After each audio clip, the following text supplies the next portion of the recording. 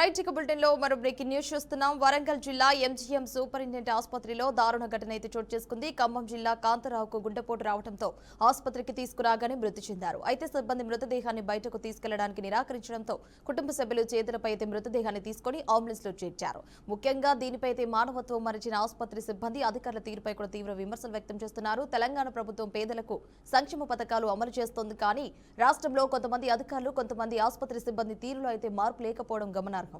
Right ఇక bulletin లో breaking news చూస్తున్నాం. ముఖ్యంగా ప్రభుత్వ ఆసుపత్రిలో మానవత్వం మరిచి సిబ్బంది అయితే అధికారులపై విమర్శలు అయితే చేస్తున్నారు.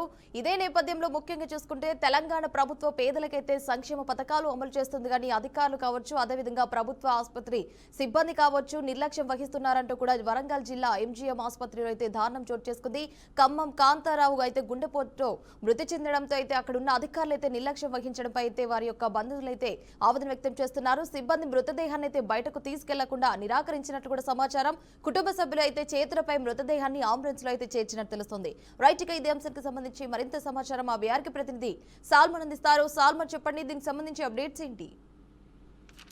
Thank you Himavarsha.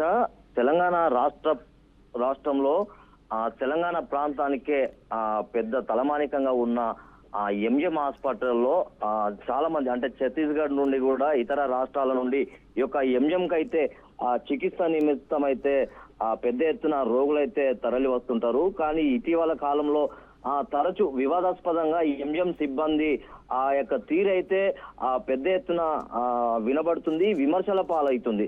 అంటే రాష్ట్ర ప్రభుత్వం పేదల కోసం అనేక సంక్షేమ పథకాలు ప్రవేశపెట్టి లేకుంటే పేదల కోసం విద్యా వైద్యం అనే ఒక స్లోగన్ తోనైతే ముందుకు సాగుతుంది. కానీ ఎంజిఎంలో తరచు ఇలాంటి సంఘటనలు జరగడంతో కొంత తీవ్ర ఇబ్బందులు అయితే ఎదుర్కొంటున్నారు.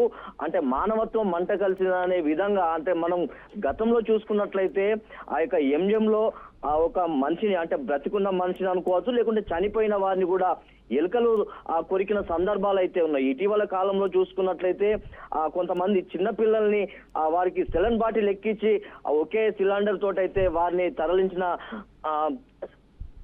తరలించిన సందర్భం అయితే ఉంది. అంటే ఒకే సిలిండర్ కు ఇద్దరు పిల్లల్ని తీసుకొని వెళ్లడం అయితే చర్చనీయాంశంగా మారింది. ఇటీవల కాలంలో అంటే తరచు ఎంజిఎంలో అయితే తరచు సంఘటనలు అయితే జరుగుతున్నాయి. నిన్న రాత్రి కాంతారావు అనే ఖమ్మం జిల్లాకు చెందిన వ్యక్తి గుండెపోటు రావడంతో ఉటావుటిన ఎంజిఎం హాస్పిటల్ కి అయితే తరలించారు. తరలించిన తర్వాత చనిపోవడంతో తన యొక్క సిబ్బంది లేకుంటే అక్కడ ఉన్న సిబ్బంది అనుకోవచ్చు, లేకుంటే డాక్టర్ల నిర్లక్ష్యం అనుకోవచ్చు.